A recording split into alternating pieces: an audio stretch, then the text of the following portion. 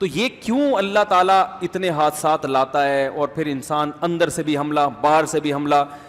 تو یہ اسی لیے کہ بھائی اس دنیا سے دل نہ لگاؤ اور اللہ سے ڈرو، یہ دنیا اس سے زیادہ محبت نہ کرو.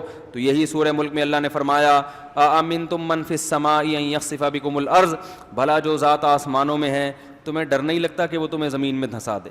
اب جو لبرل لوگ ہوں گے بولیں گے ہمیں تو ڈر نہیں لگتا، کیونکہ اس لیے ہمیں ڈر لگتا کہ ہم نے تو پورا سائنسدانوں سے تحقیقات کروا لی، بھائی اس جگہ کوئی زلزلہ آنے کا چانس تو نہیں ہے. سارے سائنسدانوں نے کہا نہیں بھائی یہ زلزلہ یہاں تو کوئی زلزلے کا چانس نہیں ہے، تو اس لیے ہمیں ڈر نہیں لگتا. لیکن جن کی عبرت کی آنکھیں کھلی ہوں گی انہیں ڈر لگے گا. دو وجہ سے، ایک وجہ تو یہ کہ بھئی بسا اوقات اللہ نے پچھلی بستیوں کو ہلاک کیا جن کی ہلاکت کا دور دور تک کوئی امکان نہیں تھا، لیکن جب اللہ کچھ کرنے پر آتا ہے تو ابراہیم علیہ السلام کو آگ میں بچا کے دکھا دیتا ہے اور بنی اسرائیل کو سمندر سے نکال کے بھی دکھا سکتا ہے اور فرعون کو اسی سمندر میں غرق کر سکتا ہے. اللہ اسباب کا محتاج نہیں ہے. اور دوسری وجہ یہ ہے کہ ان چیزوں میں سائنسدانوں پر مکمل اعتماد ویسے بھی نہیں کیا جا سکتا. ایسی جگہ بھی زلزلہ آ جاتا ہے بعض دفعہ جہاں زلزلہ آنے کا کوئی چانس نہیں ہوتا. اور چلو زلزلہ نہیں آئے گا تو دوسری آفتیں تو آ سکتی ہیں نا. بعض علاقوں میں زلزلے کا چانس ہوتا ہے، باقی تباہیوں کا چانس نہیں ہوتا. لیکن اب دیکھو کراچی میں زلزلے کے چانس اتنا نہیں ہے. کراچی کی جو زمین ہے اس کے بارے میں کہا جاتا ہے کہ زلزلے کا چانس یہاں پر بہت کم ہے بھی تو چھوٹے موٹے زلزلے آتے ہیں لیکن سمندری طوفان کا یہاں بہت چانس ہے. بالا کوٹ میں سمندری طوفان کا کوئی چانس نہیں ہے مگر زلزلے کے چانسز. تو اللہ نے ایک جگہ کو ایک لحاظ سے حادثات سے بچا کے بنایا تو اس میں کوئی دوسرا امکان بولو نا بھائی زیادہ کر دیا، دوسرا امکان زیادہ کر دیا. ایک جگہ بالکل ہر لحاظ سے ٹھیک ہوتی ہے مگر اس میں فسادات زیادہ ہو رہے ہوتے ہیں، وہاں قتل و غارت کا چانس زیادہ ہوتا ہے. کہیں نہ کہیں بے خوفی پوری دنیا میں کہیں بھی نہیں ہے کہ آپ سمجھو یار یہ جگہ ایسی ہے یہاں کچھ نہیں ہوگا. بھائی وہاں کوئی ایسی خطرناک وبا پھیلی ہوئی ہوگی، ایسی بیماری پھیلی ہوئی ہوگی، اس بیماری سے لوگ مر رہے ہوں گے.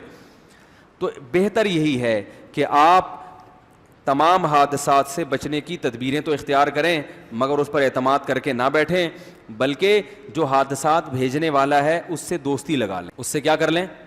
اس کی میں ایک مثال دے کے بس بیان ختم کرتا ہوں. دیکھو محلے میں ایک ڈاکٹر ہے جس کے بارے میں آپ کو پتہ ہے کہ وہ جب بھی آئے گا ٹیکہ لگائے گا لازمی، جب بھی آئے گا ٹیکہ، اور اس ڈاکٹر کے پاس آپ نے جانا بھی ہے لازمی. اس کی عادت ہے، بعض ڈاکٹروں کی عادت ہوتی ہے جو بھی کلینک میں آئے نا ٹیکہ پہلے لگاتے ہیں بعد میں پوچھتے ہیں ہاں بتائیے کیا مسئلہ ہے آپ کے ساتھ، ٹھیک ہے نا. جیسے بعض ڈاکٹر آپ نے دیکھے ہوں گے آپ جیسے ہی گئے نسخہ پہلے لکھ دیتے ہیں. میں نے تو دیکھا گئے وہ لے کے بیٹھے ہوئے ہوتا ہے، ابھی آپ نے بولنا شروع نہیں کیا بھائی پہلے پورا سن تو لو مجھے بیماری کیا ہے، یا تو پتہ نہیں وہ شکل دیکھ کے اندازہ لگا لیتے ہیں یہ کیا ہے واللہ عالم، تو پھر کیڑے مکوڑے بنا دیتے ہیں اس میں. آج تک کسی ڈاکٹر نے کوئی نسخہ لکھا ہو کبھی سمجھ میں آیا؟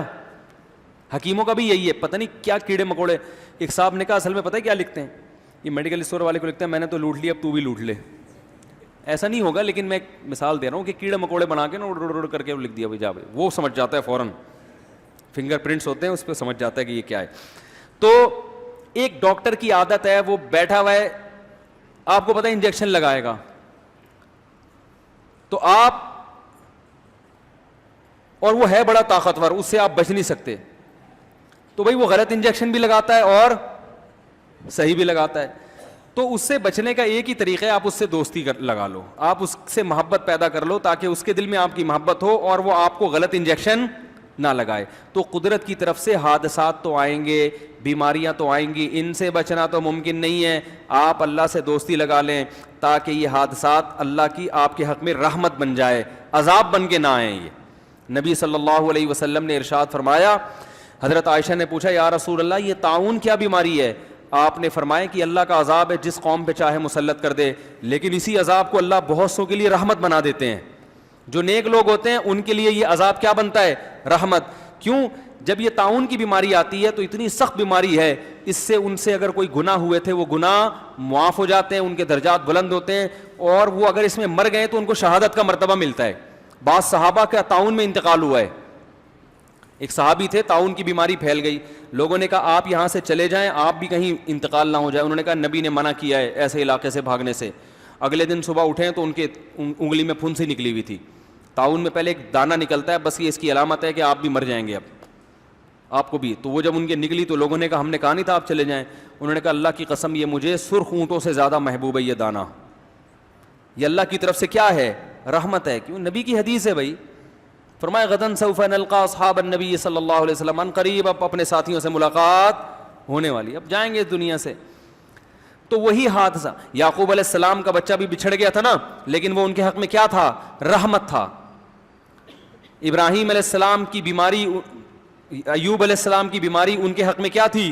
رحمت تھی. اور ایک بیماری عذاب بن کے آتی ہے جو گنہگاروں پہ ہوتی ہے، جس میں ان کو صبر کی توفیق نہیں ملتی، توبہ کی توفیق نہیں ملتی، اور بدمعاش ہو جاتے ہیں اور بدمعاش ہو جاتے ہیں. تو اب حادثات سے بچنا تو میرے بھائی ممکن نہیں ہے. کینسر بھی ہو سکتا ہے، شوگر بھی ہو سکتی ہے، ہارٹ اٹیک بھی ہو سکتا ہے، اللہ نہ کرے فالج بھی ہو سکتا ہے، اللہ نہ کرے سمندر میں ڈوب کے بھی مر سکتے ہیں.